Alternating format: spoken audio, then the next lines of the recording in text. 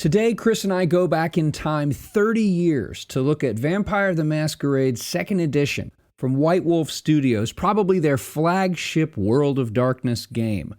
We talk about why you, the 2024 gamer who may have never played this game, ought to give it a try. We talk about the setting, we talk about the system, we talk about some of the stories, and the kinds of characters you can play.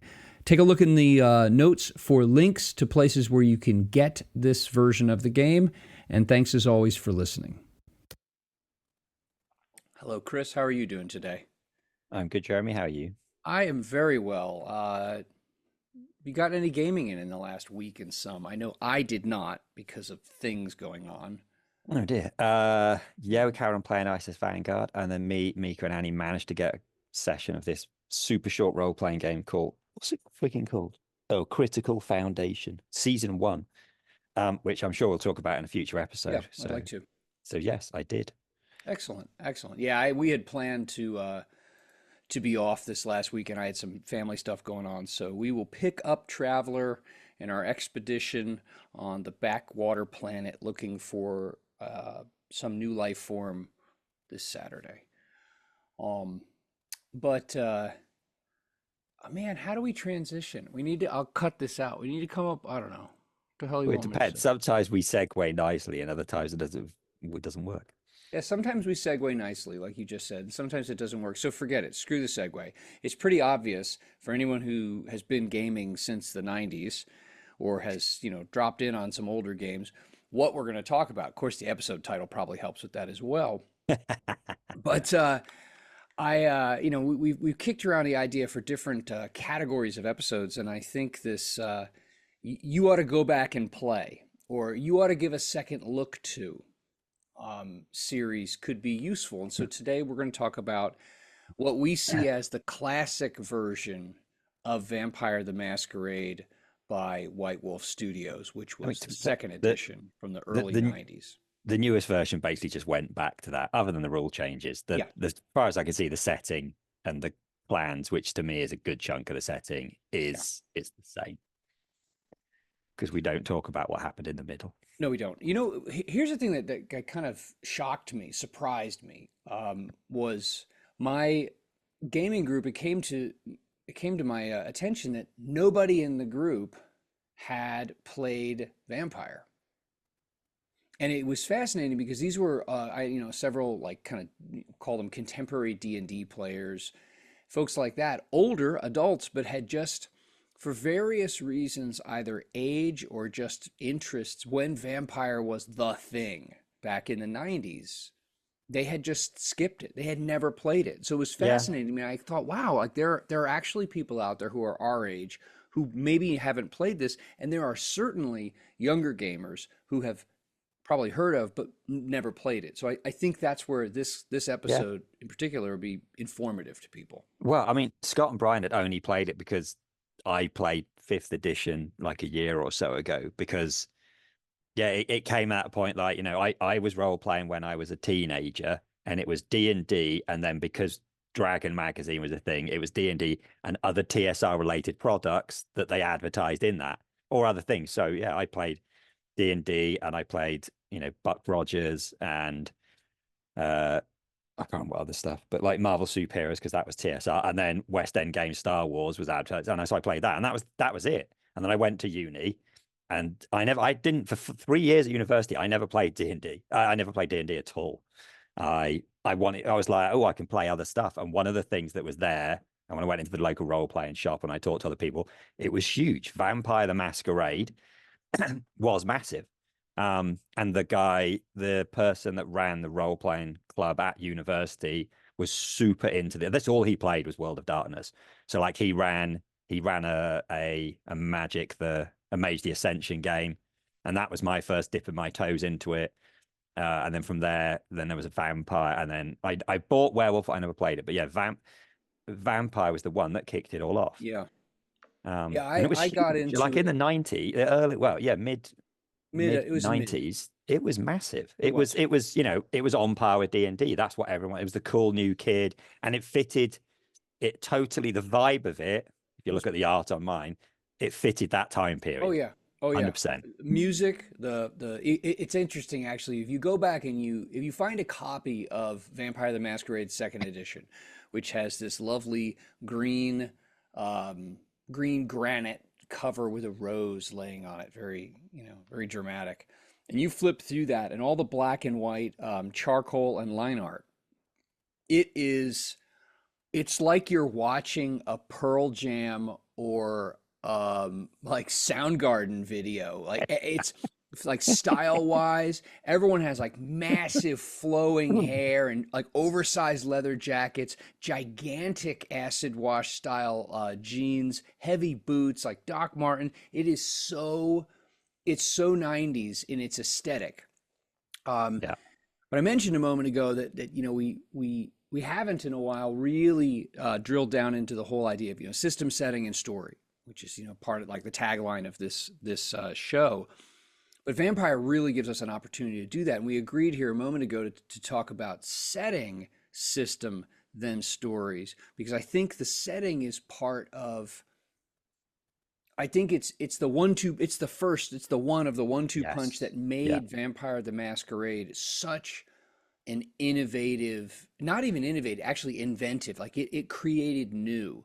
But I want to I talk a think little that bit about the setting for folks who aren't familiar with it, or maybe have just heard a few things. What makes Vampire the Masquerade so special as a setting? to me, I mean, all right, the fact that then they then linked in all these other World of Darkness stuff, which I thought was really cool. But this idea of different clans, and this was all their stuff, which now is like, well, I was saying ingrained in my memory, but I can't remember who half of them are. So, but at the time, the idea that that these weren't just D&D races, or they weren't your classic four classes in D&D. It wasn't something from another. This was something they're totally creating you, and you have these seven vampire clans, which were very different and gave you Yep. very, very different vampires to play as.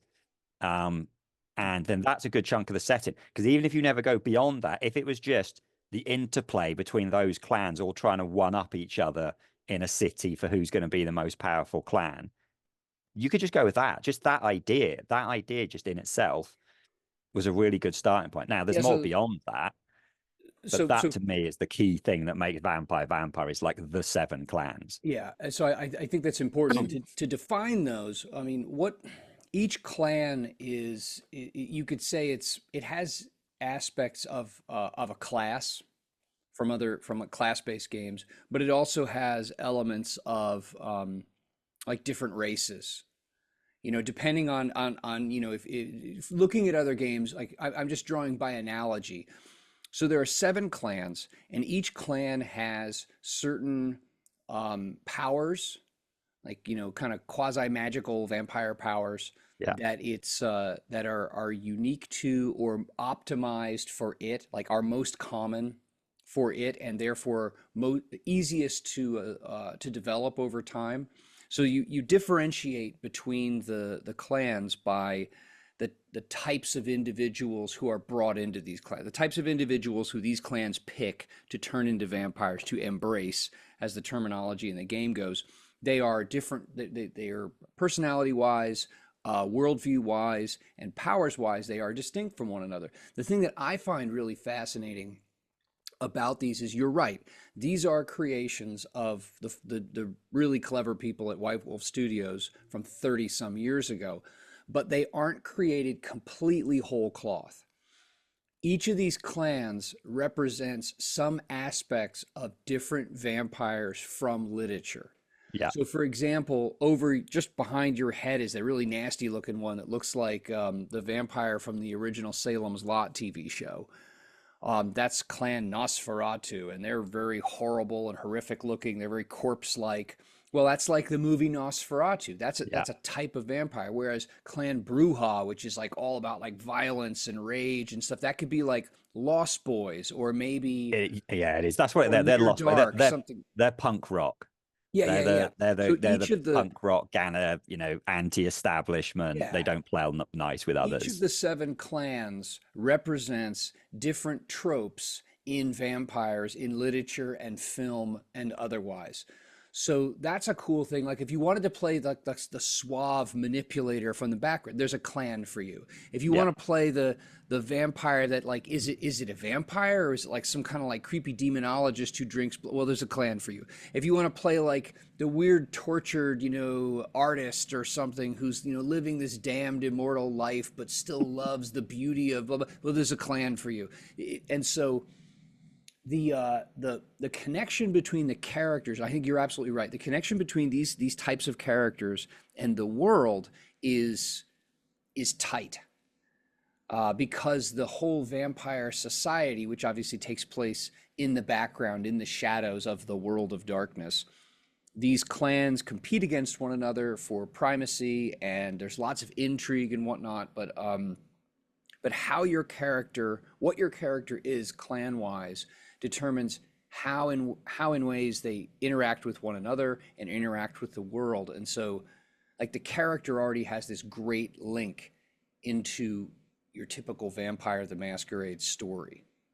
I mean, that's the thing. I mean, it's not even because we're not on mechanics yet. They don't necessarily have a huge mechanical weight to them. It is much more of it's the vibe you're going for, and straight away it gives you a bunch of role playing things. If you pick, Gangrel, you're this particular kind of now. There's still a lot within that, but you're this kind of vampire, and you're more likely to have these kinds of powers. Whereas if you, like you said, you go Ventru, right? Well, then you're the aristocrat. You're looking down on everybody else. You're the manipulator. But there's still within that, if you want to make your guy a combat monster, you can because A there's lot of nothing to do with it. So, variability. but so that role playing element of you've picked a character that's going to give you those things, and then it gives you backgrounds, and then when the GM set up the city, and one of those clans is going to be more in charge than the other clans. Um, so for me, the clans is Yeah. what makes Vampire There, Vampire. I think there are two other elements that make Vampire the Masquerade as a setting so distinct, and so coherent too. I mean, it really makes sense. It really works. Mm. Two other things is one, the Masquerade, Yeah. this thing called the Masquerade, capital T, capital M, and also the idea of urban Yeah. backdrop. So in World of Darkness, I mean, and this makes sense, the idea that in the modern world, well, in any age, but definitely the modern world, vampires would be creatures of civilization. They're not going to live out in the boonies in the middle of nowhere. And there are reasons in World of Darkness why they don't, but it also makes sense that a vampire that's feeding off humans is going to be where there are humans. So you have Cities. vampires are urban creatures. They live in cities. And so when there are multiple vampires living in a city, because they're all predatory creatures, they're territorial by nature, there's going to be intrigue and competition between them. So there's that.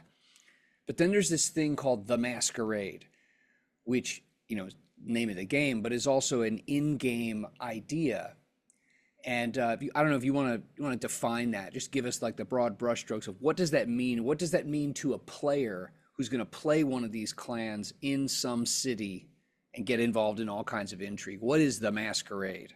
I Why mean, is it so mostly important? Masquerade is it's not really rules. It's like a set of guidelines that the vampires live by. So essentially, so you don't just go around straight up murdering people and leaving bodies everywhere because then someone will come and investigate. So it's kind of the rules that even though you're playing vampires, which are normally the bad guys, you can't go crazy and just do whatever you want because there's someone running the city. Each city would have like a prince that's there in charge, and if you break the rules, then you're going to answer to them.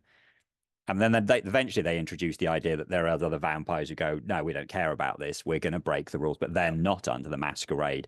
So then you get this kind of thing of, well, they're so bad. They are like the bad baddies. Yeah. Yeah. Whereas then a lot of vampire isn't really about goodies and baddies. Essentially, the idea is you're all playing the bad guys, Yeah. but it's this kind of levels of bad guys, and it's more about the intrigue. Vampire mostly Totally. is the intrigue, and So the masquerade feeds into that. You've got these things that you are not meant to do, and rules and things that you're meant to follow, and ways you should be. So, like, you're not really meant to go around killing other vampires, but if you do, just do it so no one finds out. That kind of thing.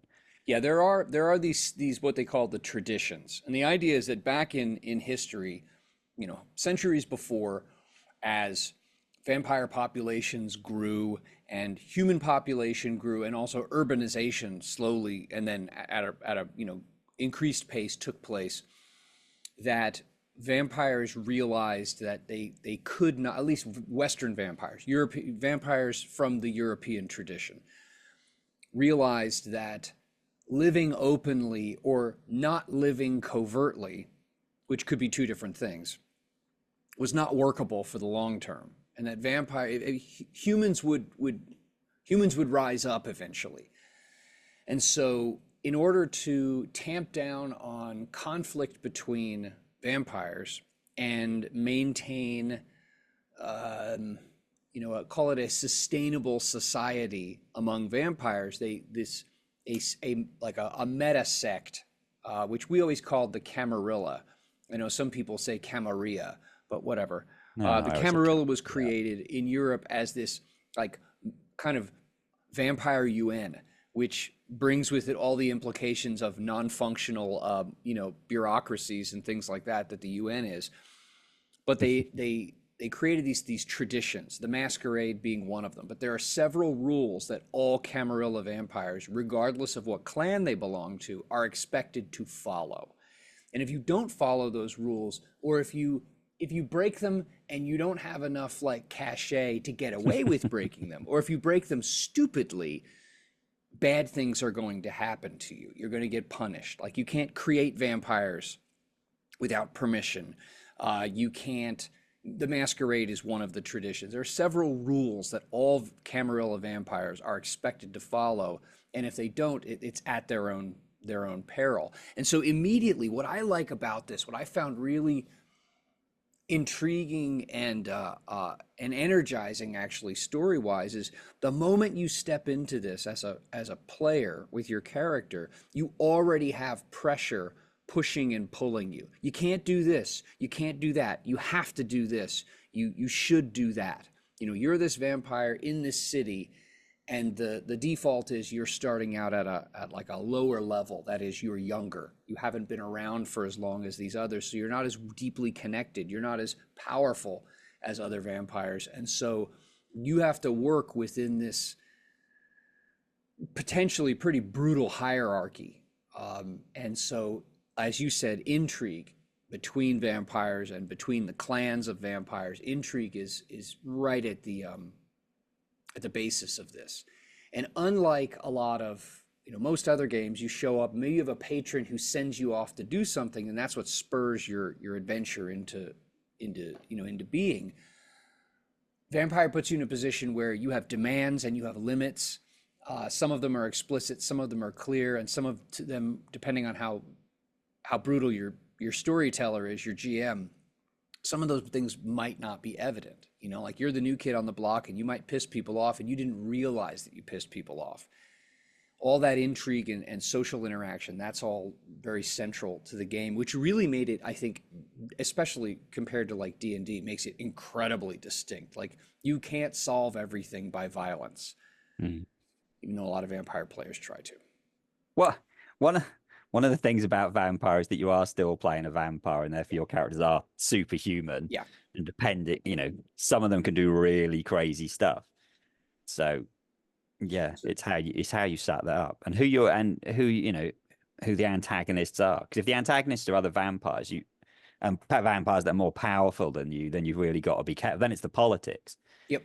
But again, we're really talking about vampire as its own thing, but I'm pretty sure even in the starting book, the World of Darkness started with the idea that, okay, there are other things, there are the werewolves, and there's mages and other things out there. I mean, I was like the interoperability. I don't want to talk about the other system because we'll go right off the rails. Yeah. The interoperability mechanically among the World of Darkness games is fine. It's pretty easy, but you're right that in Werewolf there are vampires, in Vampire there are werewolves, but the spotlight, the focus on them is very different, because obviously in Vampire your main focus is playing a vampire. But let's talk a little bit about the system, because I found the system, when I discovered the game, to be refreshing, energizing, so compelling. Like it made me want to play because of all the different things you could do with it. Yeah. Um, so I how, mean, how definitely, I liked it because it was different to anything I'd played before yeah, me that I can too. think of. I'd played games where you roll more than one dice, but then I added them together against Star Wars. Yeah, But also the rules weren't super complicated. I mean, essentially not at your all. rules is you come to do something, you look at your attribute, and there's 9 attributes, and even that was different because they've done the attributes like you have 3 physical attributes, 3 mental attributes, and 3 social attributes. That's 9 attributes. And they're kind of done as something that's like a force thing where you're doing something to someone else, something which is resilience and something which is finesse, which I don't remember it saying it that clearly in the original books, which now they kind of do, but that's what they were going for. And then you'd have skills, and again, your skills are broken down. But essentially, you take an attribute and a skill, both rated up to 5, and however many dots you've got in total is how many d10s you roll. So if you've got strength 3 and I don't know if athletics is a thing, but probably is 3, then you're rolling Athletics, yeah. 6 dice. So you take 60 10s and you roll 60 10s. Now in the original system, the difficulty was floating. So it could be a difficulty 5, 6, 7, 8, and you'd be rolling again to a different target number. And you're Um, rolling at or above the difficulty. yeah. And if you roll a And 10, the 10 counts as a success, and then it explodes and keeps exploding with tens. yeah. And then they've tinkered with this over the years, but that was our basic thing. And then you would also roll. So in the original, and this is one of the things they ditched in much later, in most of the later versions, is that you would then, for a damage roll, you'd also then, you'd roll the dice again, and then you'd have extra roll. But that's essentially it. That was the roll. I've got sat out 6. I'm going to roll 6 dice. This many hit the target number for the difficulty. Therefore, I did or didn't succeed. And it was like, wow, multiple successes, dice that do something different. And most of the rules weren't exactly complicated. That was what you rolled. And then you had sort of vampire abilities that if you had 1, 2, or 3, whatever dots in, let you do, literally, you do this. Yeah, and Um, so that's an important thing that usually in call it like World Darkness vocabulary, we talk about dots. How many dots, how many points do you have? How many dots in that? So the default for unless you have like an exceptionally powerful vampire, the default is all your scores go from 1 to 5. That's skills and attributes, with 2 being human average for an attribute. So you have those, X many dots in strength and X many dots in brawl, and you just add those together. And the wonderful thing though is that they were all exchangeable. In other words, you could roll any attribute with any talent, skill, or knowledge, depending on the circumstances. And so, for example, you might have um, you have firearms. Okay, you got firearms, great. And maybe you're trying to shoot someone. Okay, well, that's great. That's going to be dex and firearms usually.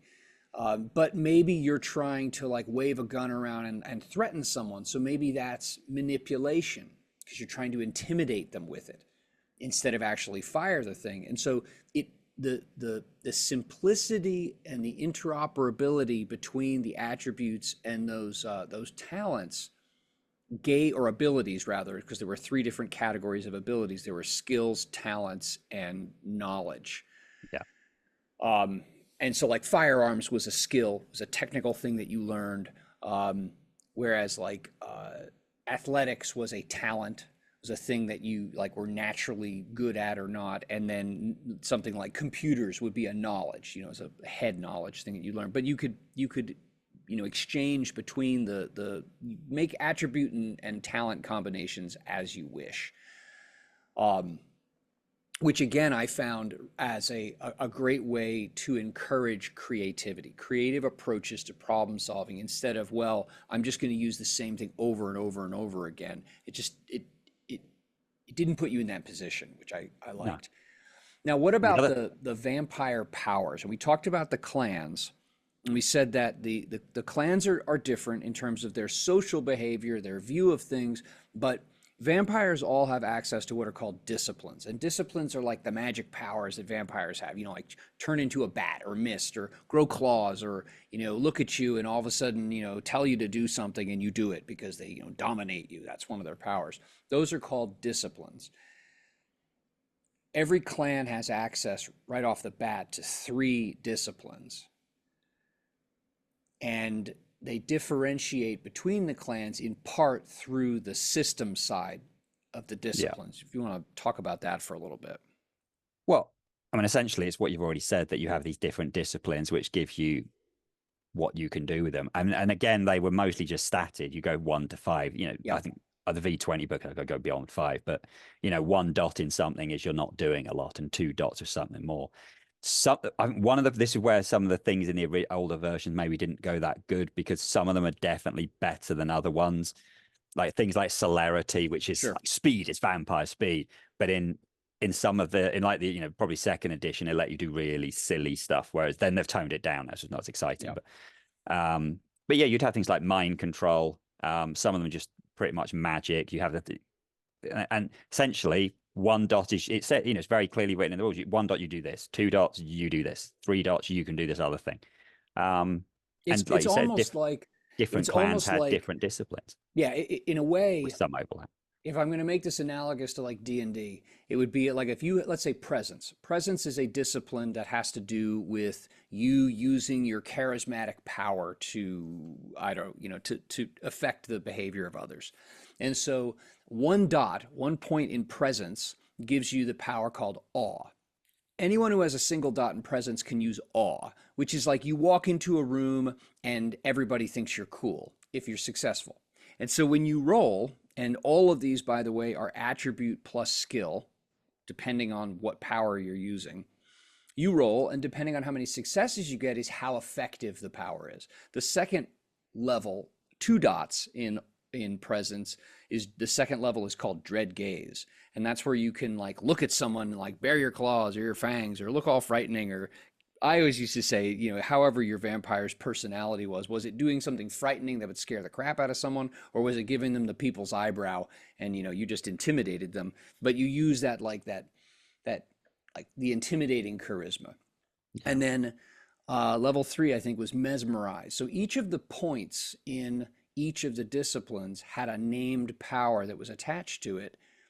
And the way also, I remember, I like this a lot, the way that they kept those disciplines attached to each clan is that each clan has 3 disciplines, and those are the clan disciplines for it. And when you spend experience to increase those are cheaper. So if you Yeah. wanted to learn a discipline from somebody else that was outside of your clan's norm, that just cost you a lot more. So you generally didn't do it. So you I mean, generally did. And on top of that, you had to find someone to teach you. It's not yeah. like some, D&D crap where you're like, oh, I just suddenly can shoot fireballs and no one asks where it came from. Like if you learn a discipline that's not from within your clan, it's like, well, from whom did you learn it? And then Yeah. that becomes a social interaction thing. How'd you get someone who wasn't one of your people to teach you this thing? But it takes so much more effort to build up So that power. these disciplines then really, because like, that's what makes your vampires like basically superhuman, but it Yeah. also massively distinguishes, you can be very combat heavy, you can be very stealthy, you can be all into manipulation and stuff. Which meant your character, each of the different clans made the characters going to be slightly different, which is at that point, say, oh, okay, the clans are kind of like classes, but they're just not, because you could have some, because of the way you build your character, you can pretty much do anything within the clan. The clan would just push you more in a Yeah. direction. You make it One of easier the to things, go in a certain direction. yeah, one of the other things I really liked, again, which I'd never seen before this, was the idea of backgrounds, which Yep. was essentially these cool kind of ability things where it'd be like you have allies, and again, this would be dots. So you just go use this easy 1 to 5 dots thing. So you'd have allies or you'd have contacts.